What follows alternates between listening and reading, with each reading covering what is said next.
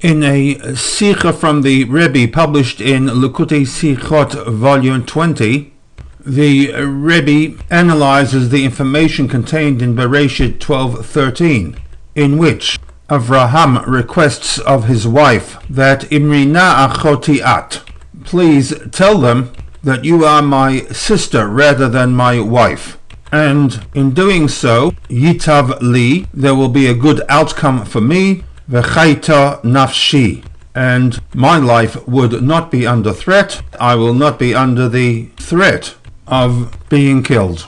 Before moving on to Rashi's commentary to this pasuk, we should do a perek overview for perek 12. 4 locations are mentioned in this perek. The first, Ur Kasdim, present-day Iraq; Haran, to the north, present-day Syria; Canaan, present-day Israel; and Egypt. The perek opens with the now famous command to Lech lecha me'artzecha u'mimoladetecha me'beit avicha, leave your land, the place of birth, the house of your fathers, to a land that I will show you, one in which you will eventually settle. And it is here that God promises to designate Eretz Canaan to the offspring of Avraham. A surface reading of the pasuk would suggest that this command and promise was made to Avraham in his place of birth, Ur Kasdim. As an aside, this view will need to deal with the textual anomaly, a contradiction, in that in the closing words of the previous perek, Bereshit 11, we are told that Terach gathered together Avraham and Lot, Avraham's nephew, and moved the household from Ur Kasdim and was already settled in Haran to the north.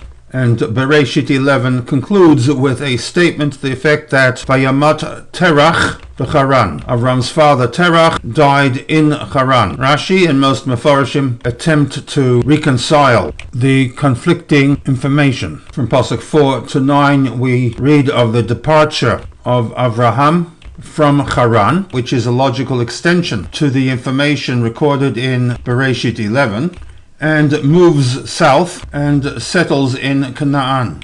In Canaan, Avram is faced with a drought, there is a food shortage, and Avraham decides to continue on to Egypt, a story that replicates itself with Avraham's grandchild, Yaakov, where food was available.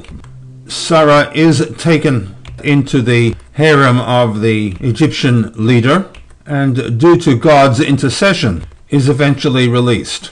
As noted, we will be analyzing Bereshit 12:13, the request of Avraham to Sarah that Imri na achoti at, please tell the Egyptians that you are my sister rather than my wife, and for which we have the obvious question, perhaps a question in which we apply a modern mindset to an ancient biblical text, but the question nevertheless remains active, and that is, by what right did Avraham request that Sarah endanger herself, at best remaining a captive within the palace environs of the Pharaoh of the day, in order for he, Avraham, to save his own life?